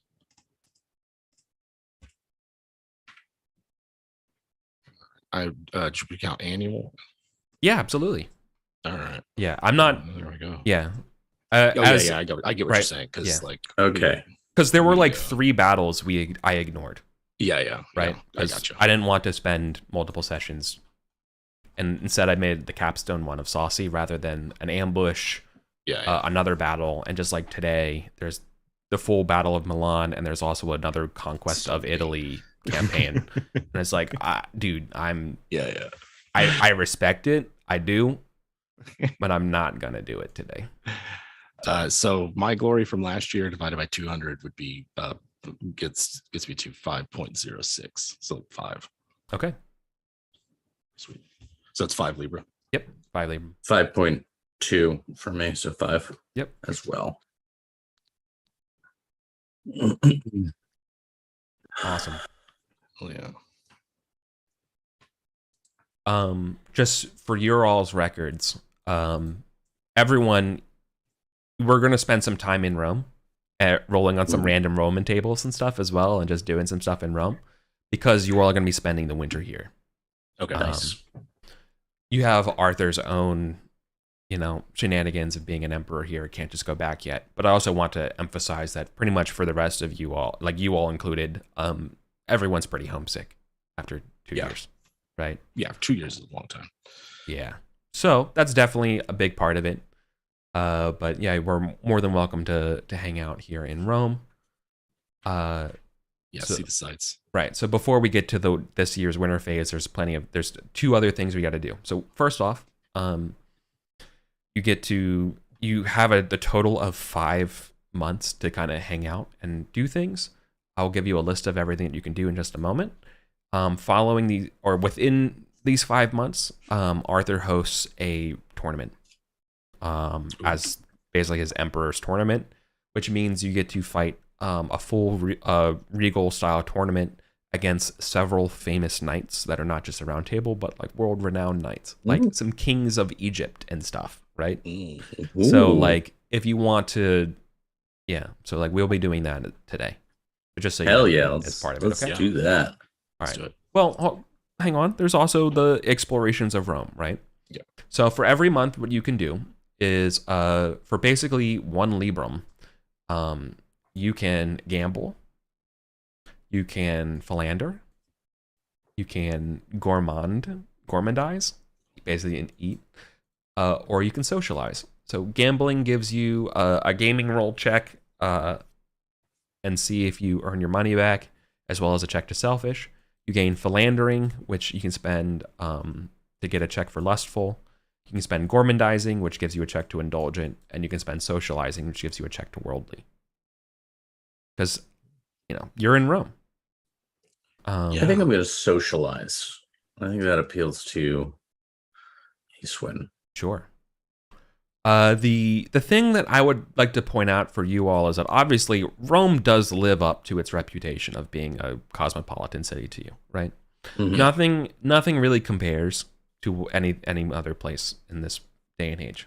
Probably like Byzantium maybe, but like for you all, this is still like the biggest thing in the world, right? Yeah. Keep that with that in mind. It definitely is past its glory, right? There are some parts of it that are ruined. It just doesn't, it is the bygone era of history. It is in decline. It's seen better days, and it's like you can kind of see that it's sort of a shell of its former greatness. Which I'm sure none of us can relate with. Okay. Yeah, right. It's not yet where it's like you can, whole herds of flocks of sheep are kept inside the walls or anything just yet, is it? No. But yeah, it is less than it used to be. Socializing sounds fun. I forget what's the check if you could do gambling, like what gambling is selfish. You get selfish, but then you get to make a gaming roll. Gotcha. Yeah. The idea here is that Rome is a place of scum and villainy, and that spending your time here gives you bad worldly temptations. It sure does, yeah. Right. That's the general idea here. Let's see. I think I might. I'm not gonna philander. Yeah. Don't feel like gambling. I mean, you can also do nothing and just spend 5 librum to just kind of vibe. I think them like with Sveeder in here, Yeah. And her having recovered from the illness, I think that's probably what I'm going to do for most of the time. I would like to spend at least 1 month socializing, Okay. hobnobbing with the who's who of the prelates. Eternal City. Yeah. Then can each of you just roll me a d20, and this is sort of like a random Roman event that happens for you all, interspersed in those months. A 4. Cool. 18. All right. Cool. So Gorthrin, you get lost in the sprawling alleys of Rome. Silent children stare as you walk through and run away when you try to speak with them, for they do not know your language or even Latin. Yeah, and Gorthrin's Latin is not great. Yeah. You can just read it. Right. Donde está el baño? Colin. Acewin with an 18 is, you are transfixed by one of the many monuments of Rome. You spend an inordinate amount of time staring at it and wondering about it. After hours, you come to your senses. Take your pick from the list of Roman monuments below. Are you ready for this list? Yeah. Awesome. Yeah, hit me. You have Moderna's Fountain in St. Peter's Square. You have Neptune's Fountain in the Piazza with its marbled sea creatures and nymphs. You have the Fountain of Triton, of course, which represents the ancient sea god. You have the obelisk from the Piazza della Minerva, which is an elephant bearing an obelisk of the Temple of Isis. You have the obelisk in the Piazza del Popolo, originally from Heliopolis. You have the Arch of Titus, commemorating the Roman victory over the Jews, marking the departure of the Holy Grail from the east to Britain.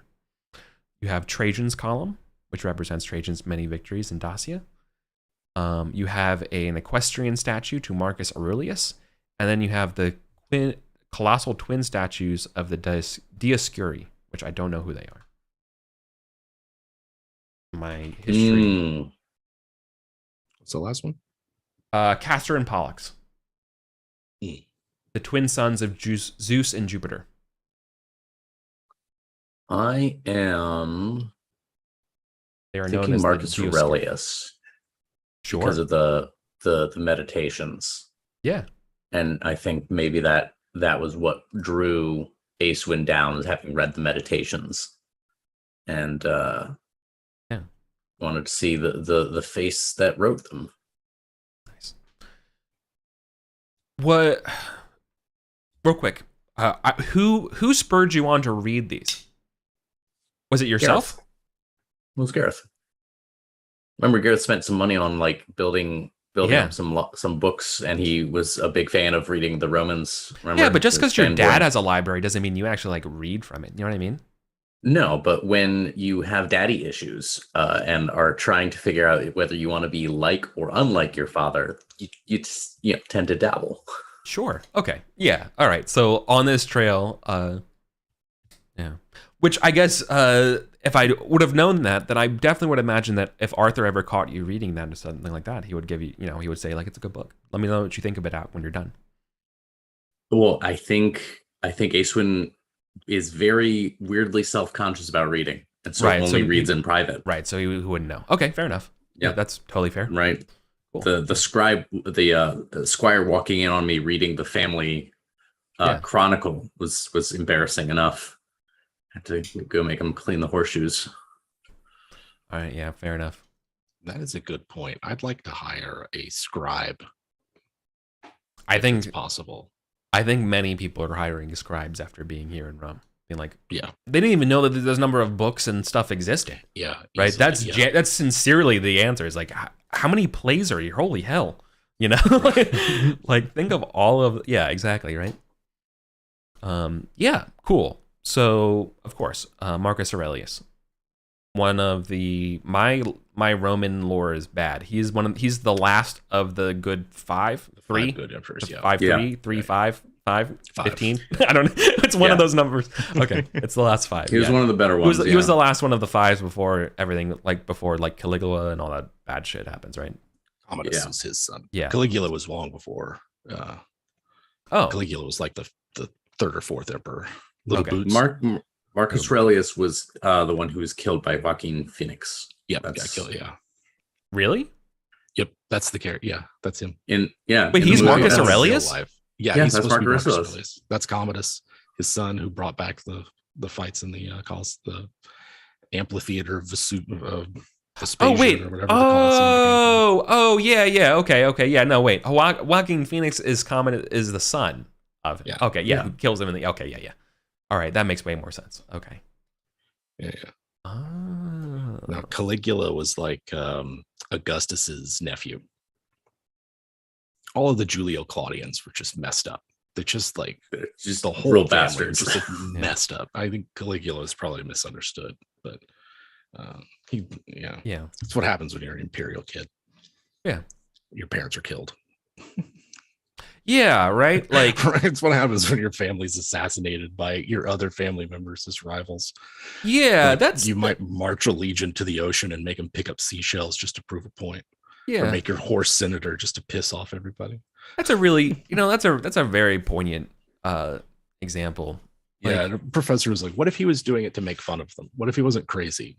Like everybody said, like Victor wrote that story. The people that hated him wrote about him. Yeah. So, he was kind of doing And it. that's to always prove a point. been, the decadence and supposed depravity of him. It's really hard not to see there's something behind it. It's not mere insanity, right? Even if we take it at its word, there's still something there. Something's going on. Right. Yeah. Like having your men, like you said, march to the shore and pick up shit. Like that is, there's too much that goes into moving a legion for that to just be some mad whim. Right. There can't, like, there's so much that goes into just getting them down there, and exactly. There's a the million whole time. No. Exactly. There's at least 1,000 different orders and logistics that gets sent out and around to just do that. Like there's no way like this you're just able to whimsically declare these things. Here's what I think of you, senators. I'm gonna make my horse a senator. Yeah. Fuck you. Like that's how it changed my mind. I mean, it would be like the U.S. electing some kind of meme into office. Yeah, almost. Yeah. Right. Okay. Or too poignant would be electing some kind of horse to the Supreme Court. But yeah, man, that's a really good point. And also it's really hard to imagine what it must be like to be an imperial kid when like you're just surrounded by so much like murderous death by family, like just brazenly. Like I can't imagine that's great uncle started the whole thing. Yeah. Right. Yeah. Okay. Yeah. Wow. I gotta go back and read see, I read about the Republic, but like the actual Emperor stuff I never got into. The Julio Claudians are really interesting. Yeah, and I really should, because that really is the type of nobility stuff that I really want to like bring out in other games, is just how evil. Like I just like wild that kind of world is compared to just, I don't know, whatever. Yeah. Then you get to the late emperors, and it's just kind of sad. It's just like them. Everything's just slowly crumbling around them, and they go between like very competent but still can't avert the fall, and like scarily incompetent and in not helping them avert the fall. Yep.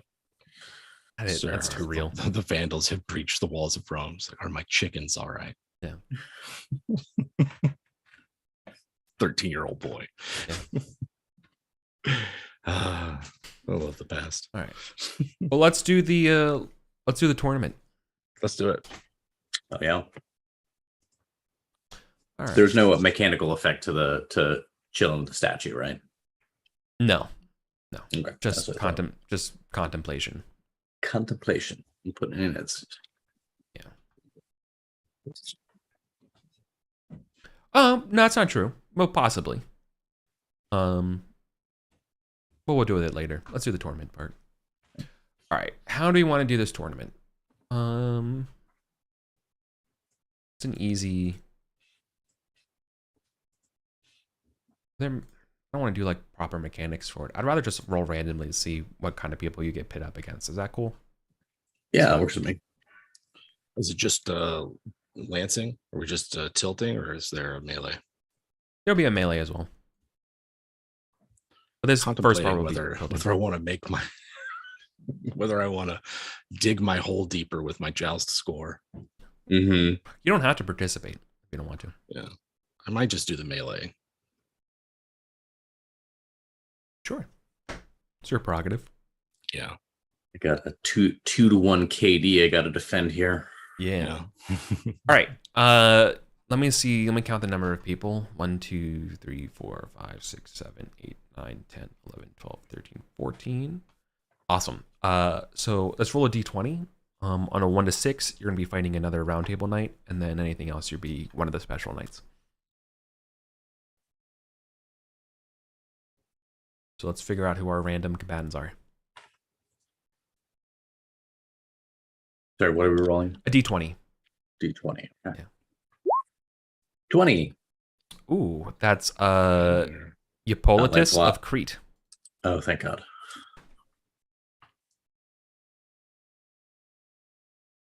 That's right. I do record who I go up against in these.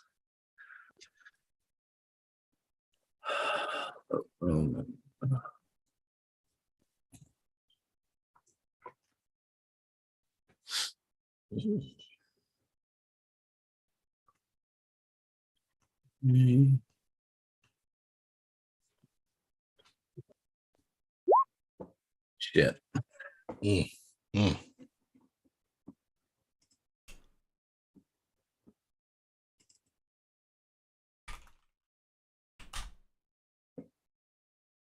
Nuts. Hey, Well, All right.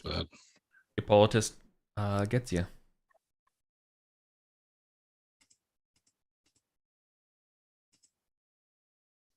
Hey, that's still awesome. Who, Gorthrin, and you're just doing the melee. Yeah, I'm just doing the melee because Gorthrin, when he tilts against others, unless it's in battle, he just ends up on the ground. Okay. He's good in the the brute chaos of the melee. Yeah. Well, the competition's rather cutthroat here for this Yeah, tournament. I bet. I mean, obviously, I don't have the graphical budget to do this, but you know, you can imagine that these kings that you're fighting against and stuff are just like they have the most immaculate kind of armor sets and entire hype squads of people at their disposal here. But just in general, like the awe of this kind of tournament, which is probably being held in the Colosseum. Let's be honest. Like, let's just take a moment to realize that you guys are tilting in the Colosseum. That's pretty sick. Yeah. Yeah. Right. So not just that, but there is a crowd, like sold out, standing room only amount of people watching these events. Yeah. And like, hold on. Renown, Actually, can renown makes it. Like, yeah, I know. That's exactly what I was going to bring up. I was like, glory. for a second, it's like, Acewin, can we just take a moment to acknowledge that, like, this might be one of the first times your glory really like hits you, where here's an entire, you can't even count the number of people here. Like, the only time you've ever seen this number of people has been like, a battle, right? But instead, it's just fans or people, and they know who you are when the horns blow and the heralds call out Acewin to gun it, Knight of the Round Table, and there's just cheers.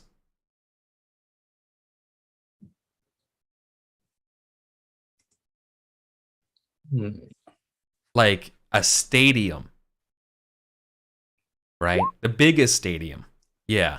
Does it go to your head? Ooh, yeah. Answer is yes. For sure. Right? Who wouldn't? Like, that's Gorthrin, you have the same problem, which is about what I'm bringing up, right? Yeah. There's a ton of people here. Gorthrin, like, we're both within famous. Yeah. And the giant. Yeah, you were. Yeah, right. And I think they might even call you like Gorthrin the Giant Killer or something like that, right? I don't think that. Yeah. Yeah. Just a crowd shouting Gorthrin. Just not just a crowd, like just an army. Like just, I don't know, like a full Coliseum, right? A sold out Coliseum event ready to watch you. Let's do it. Right. Roll a d20, see who we're fighting. This is for the This is the This is the combatant. This is to determine the combatant. 17. All right. 1, 2, 3. You are fighting King Sertorius of Libya. Hey now. All right. King Sertorius of Libya. He is very honorable. And so he obviously doesn't know like Kimric or anything like that, but he will definitely say in like kind of Latin, I am no giant, but I am very, but I will still give you a good match. look forward to it. Yeah. He says broken Latin. Yeah, right. Yeah. All right. Draw a sword. Yep. Shing shing. Just like the crowd is just like drumming, like ready for this as you guys circle each other. Yeah. All right. I'm curious if I want to call on a passion or not. You could. There's a crowd here. Yeah. Of course, I'm just going to take a minute to, I want to call upon his passion for the queen, because for him, like doing well here, winning against this king of Libya, some faraway place Gorser's never heard of, is like, get a 19. Okay. Well, it's a tough fight, but you do dispatch the king. I'll help him off his feet. Yeah, exactly. And it's that very like that thing of you get him on his feet, sword over him, he does the yield thing, and you probably pick him up because you're a merciful guy, right? And absolutely. I think there's like there's that whole just crowd eruption of Gorthrin, in a way that I don't think you'll ever forget in your life. No. That's all right. That's good. That is very good. Yeah. Sertorius, this far in the die, even every die roll still has a little bit of a like, oh shit. Yeah. I think at this moment, I think it's like Sertorius and stuff would like, would want to be your friend or whatever. Like, sure, kind of thing. Yeah, that's why I fight people, so I can make friends. Yeah. Yeah, we'll hang out with the king. He can tell us all about Libya. Yeah, I know exactly how to do this. He has a bodyguard or like a household knight that he wants to give to you. Yeah. And if you wanted to, you a little bit of a cultural exchange. Do you want to see if you could give a knight to him? If there's any one of my household knights who is eager to for that exchange, that's who I would. I don't think anyone's particularly eager, but I don't think people would be opposed to it either. But like the idea of like serving another knight somewhere else. I mean, this guy's technically now under Arthur, right? Like he vassalized and all that kind of stuff under the emperor. But like, yeah, if you wanted to trade, I think that would be a valid thing here. You want to give some random English knight to a Libyan? Let's go with Sir Aaron, who I've never spent any time with. Likes to flirt, proud, and hates Saxons, and I'm looking to get rid of all the people that hate Saxons. So I have just the guy. Other than what's her name, Blesny. Yeah, she's she's a do or die. Yeah. Hey, dude, that's so awesome. Yeah. Take Sir Aaron. All right, cool. And you gain Sir Evander. Mm-hmm. Nice. Very cool. Who I will write down.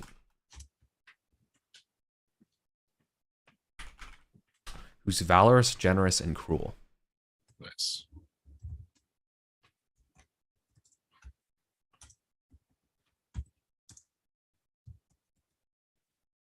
Nice. So you have a little cultural exchange. Yes. I like that. Awesome. Um,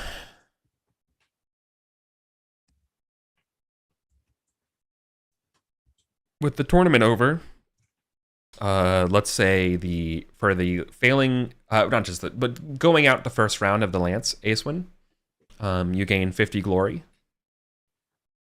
and Gorthrin, you're going to gain 75 glory.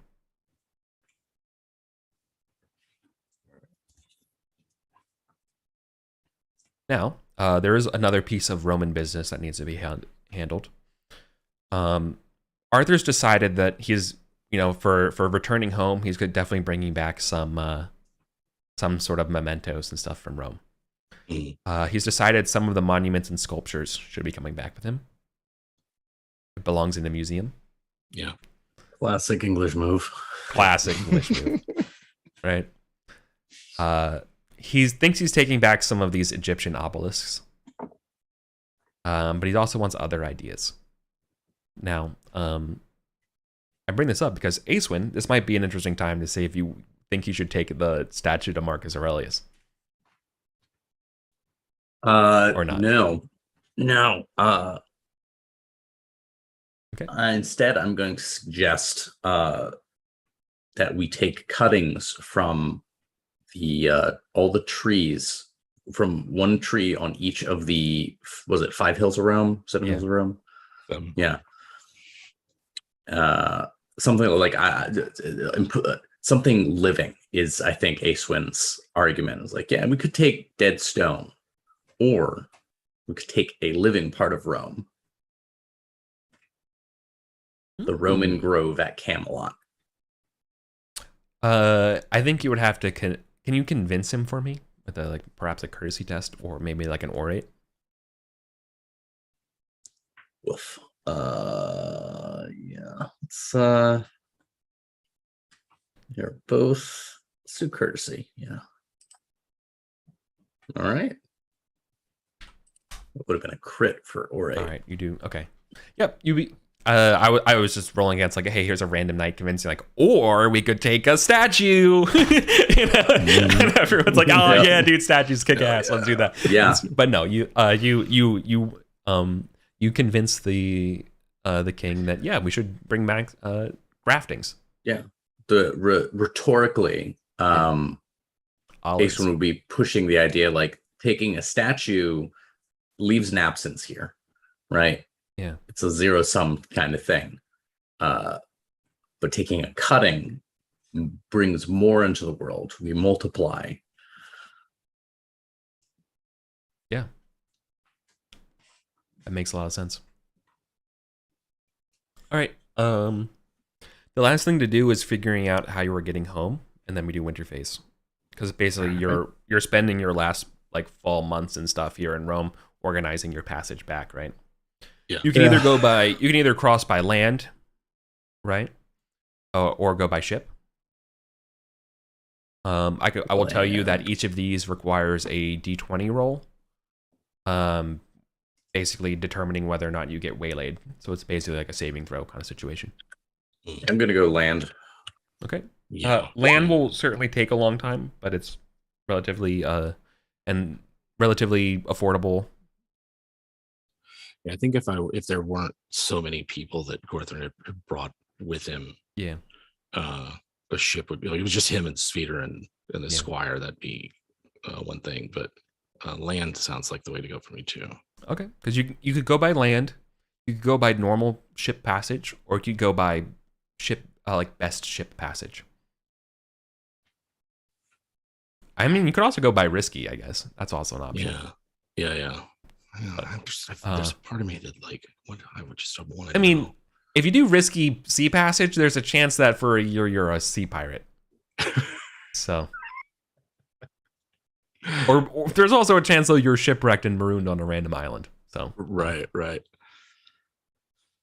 Yeah. Literally marooned, shipwrecked, enslaved, become a pirate. These are all options. It says. Yeah. Which probably is not the best, but I think that would be amazing for a game as an option. But yeah, no, you can just do landbound return, or just a best passage return, or normal passage return. Gotcha. want to be like, we've got to get back soon. So like Gortrink goes on ahead in the ship, and then the rest will catch up with him later in the year. Yeah. Screw it. Let's go by sea. Okay. Let's do and if we're gonna do a sea voyage, might as well be in style. The best passage? Yeah. All right. So this is finding the most excellent ships, experienced captains, and trustworthy crews. No doubt they have polydactyl cats. And in order to guarantee, and as well as like going in the convoy to kind of guarantee you're not, of warships or something to prevent piracy. Mm-hmm. It is fastest, dependable, but of course the most expensive. It is 3 librum per man or horse. Yeah. Payment is always in full and in advance. Okay. That might be a lot. That might be a lot. Well, we'll see. That's like 40 librum. Yeah. I think just offhand, because I have actually a list of all of who I brought and how many horses they would have. Yeah. My guess is that you probably have like a total of 13 people, which is why I went there. But I could be wrong. 10 plus their squire, plus 16. But, like I said, though, you are spending the winter here in Rome. Yeah. But this is basically, again, like you're planning out the following year's journey home. Yeah. All right. That's 528 will be the first Easter feast you've had at home since 525. Yeah. That'll be 48 libra. Yeah. No problem. That's just like an entire. That's what he got from the ransom. That's like more money than Erwin had, like for the first half of his life. Yeah. And that's kind of why Gorge was doing it. It's like, if I'm going to leave that, like we made an impression here, let's leave making an impression and just like buy out this pleasure yacht and take it home. Mm-hmm. And that's really what it is. It's you have a 10% chance of being delayed a couple days, right? Okay. Other than that, you're pretty much not. There's a small risk to your horses. Acewin, how do you feel about that? You want to do something like that, or are you cool still with the land? I'm good with land. Okay. Awesome. Okay. See you in the summer. Yeah. It's certainly odd. You going by land, Acewin, is definitely like none of the other roundtable knights are doing that. Everyone's very much like, VIPs going on the big ships going home because they want to get home. Mm-hmm. So like there is a little bit of, I'm not saying you should do it. I'm just saying that obviously like other knights are going to be kind of convincing you to be like, are you sure you don't want to come with us? Come on. If it's money's a problem, man, I'll cover it. Like plenty of people ask me to cover. Like for you, like without a question, someone will cover it. No, Acewin makes it clear that there's kind of like this unwinding that she has to do, right? That she has to follow the path back that she took here. Yeah. So often we have these fights, these big battles, and then we leave and never come back. And I think she, in some ways, wants to see what was left behind by the Roman War. Nice. I will put that in the notes for next session about reminiscing.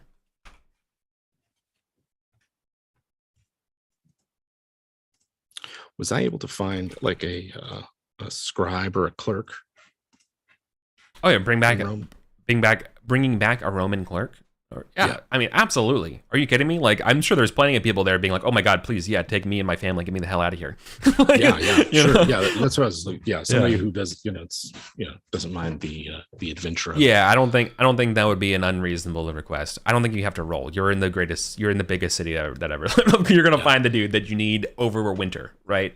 Yeah, it's just a question of like cost and stuff like that. I think you would pay for their voyage back, right? Yeah. Oh yeah, certainly. And then they're $1 a month or whatever. I think you're paying. I think it would be like them and their husband or wife or whatever, right? Yeah. They would want to come with you and start their new life abroad. So as long as you pay for them, certainly. Yeah. Yeah. They're part of the household. Yeah. is what they be. And their first thing is to write Gorthrin's biography. Nice.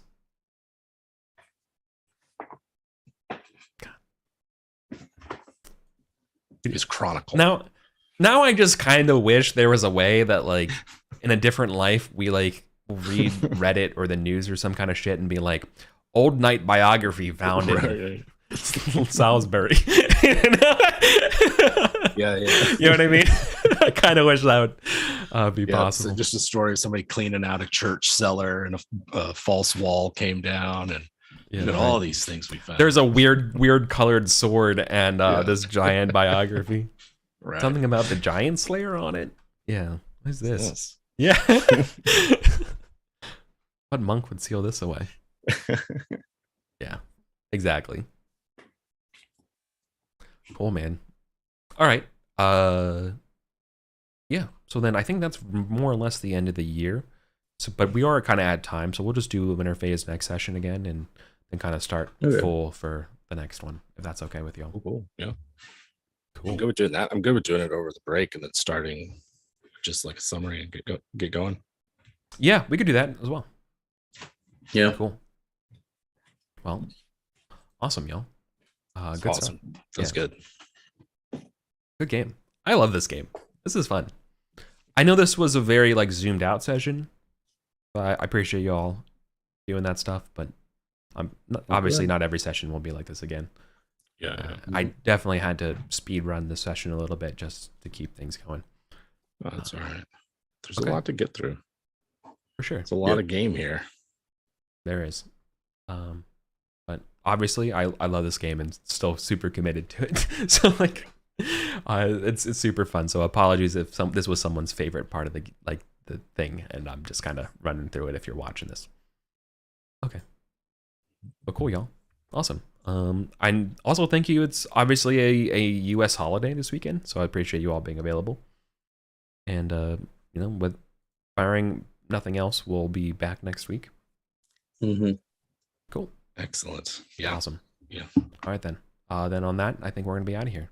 So thanks, y'all. All right. Take care. See ya. That